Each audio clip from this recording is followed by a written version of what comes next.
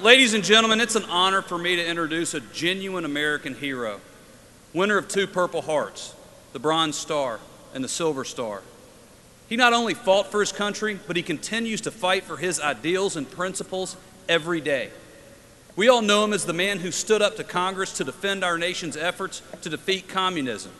He's part of the reason we won that historic struggle. He continues to speak out for the things he believes in, and more importantly, the things the American people need to hear. My friends, no one stands up for the men and women who risk their lives for our freedom more than this man.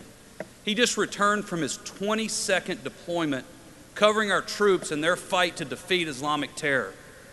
To that end, he founded the Freedom Alliance to honor and encourage military service, national defense. We're proud that he's chosen to serve on the NRA Board of Directors, and we're honored to have him here today. Ladies and gentlemen, Lieutenant Colonel Oliver North. Thank you all. Thank you, Chris Cox. Thank you. Part of my job here this afternoon is to keep us on schedule, but I do want to make one deviation from my prepared remarks. I want to thank Governor Palin for making it okay to wear my glasses on television. Better yet, I can see what I'm supposed to be saying. As the chairman of the NRA's Veterans and Military Affairs Committee, it's my privilege to address you each year on the eve of Armed Forces Day. Since my last report to our membership, I have been twice to Afghanistan to report on our troops for Fox News Channel. And thank you for making Fox News #1 in America.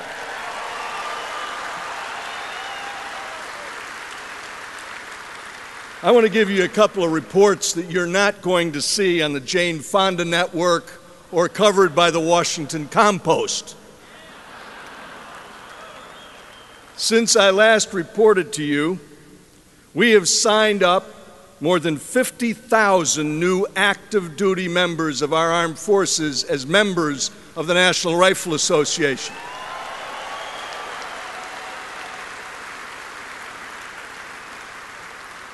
And that's important because these are the next generation of leaders in America. In every walk of life, both in politics and in business and academia, and yes, even in the media. A few hours ago, I was interviewed by several of what we now call our colleagues. Back in my day, we were soldiers, or we were sailors, or airmen, or Marines. Well, now we are colleagues in the mainstream media.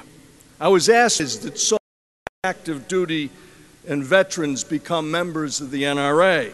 And I tried to explain to my colleagues that we in the NRA are the defenders of American liberties. Those who serve and who have served. Those of you who rose when Wayne LaPierre asked those of you who are members of the armed forces or former members to stand.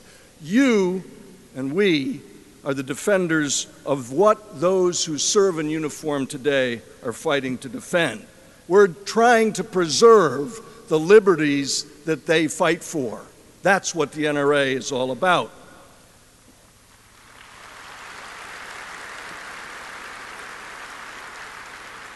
There's no doubt in my mind that the far left in America and the so-called mainstream media will never get it.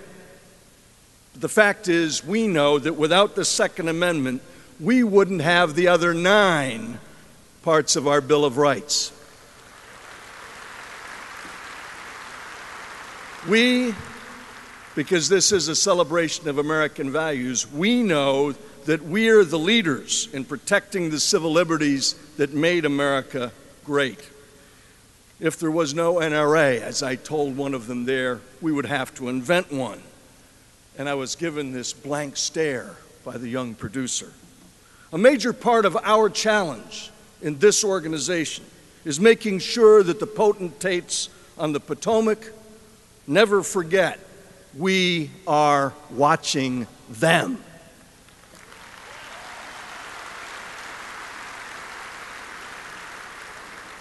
One of the reporters looked at me after I said that and he said, "You seem to be enjoying this."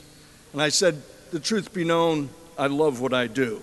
I love keeping company with heroes. I love speaking out for the NRA, in large part because it drives the left a little bit nuts.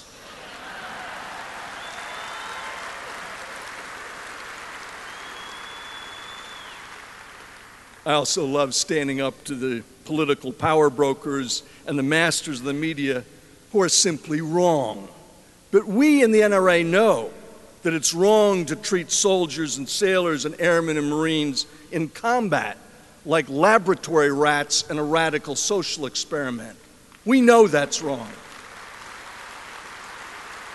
We in the NRA know that it's wrong to take the word of our enemies before wrongfully prosecuting our warriors in the midst of a war.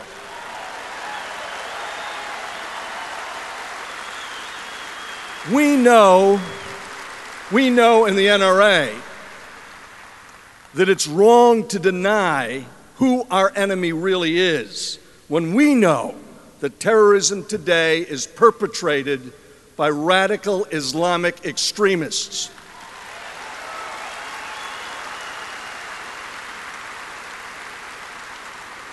We know that it's wrong for any administration, no matter what their political stripe, to try to abridge the civil liberties that we hold dear. And we know in the NRA that it's wrong to mortgage our children's future beneath a mountain of debt for bills that they will pass on to them. When I go out to cover those who fight for our country, I remind them, among the 250,000 that are on this very day serving overseas, many of them in harm's way in places like Iraq and Afghanistan or the Philippines, that the NRA is here to cover their six. No matter what this administration says about profiling, these troops know the profile of those who are dying to kill us.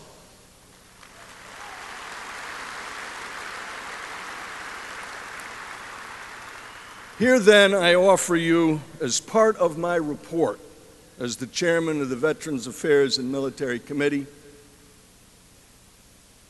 a few frames of those I was with just a few weeks ago, fighting Taliban narco-insurgents in the shadows of the Hindu Kush. These are frames taken from our footage. Average age, 20 and a half years of age. Every one of them a high school graduate at minimum, all of them volunteers.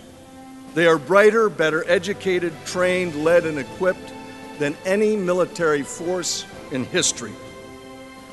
They go to work wearing an 8-pound Kevlar helmet, a 40-pound flak jacket, a 50-pound pack, and today in Kandahar, it is 123 degrees. They've been taught chemistry and physics and ballistics and avionics and electronics, and they operate and maintain the most sophisticated weapons and equipment that's ever been designed by the hand and mind of man.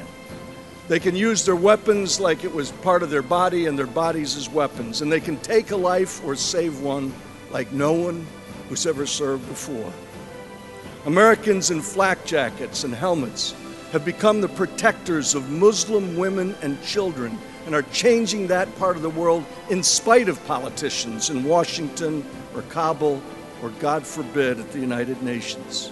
Today, there are more children in school, particularly little girls, and people with electricity and clean water and sanitation than ever before in history in Afghanistan. I'm inspired by the example of the 1.6 million men and women who have already served in this war on terror. I call them heroes because heroes are people who put themselves at risk for the benefit of others, and they have surely done that for us. Real heroes like them are selfless, and they define the bravest and best of this generation. They know that America, unlike any other place on earth, is the place where you can drink water out of a tap, flick a switch and expect that the lights will go on, get taken to a hospital and expect to live, go to a store or go up online and buy anything you want, that you can call a cop in this country and expect something other than brutality to show up at the door. They understand that America is the only place of the 125 countries I've been in, to include Great Britain, where you can take nothing more than your credit card and a driver's license and go anywhere in our country from coast to coast. That's the kind of thing that they know.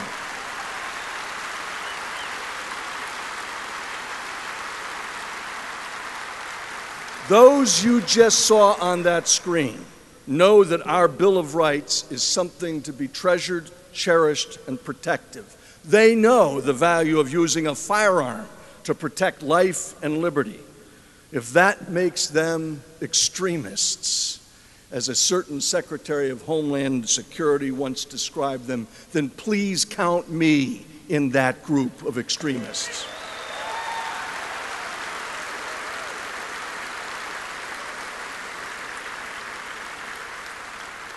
As the chairman of your Military Affairs and Veterans Committee of our Board of Directors, I challenge you here this afternoon that if you know one of them in service today, invite them to join us and remind them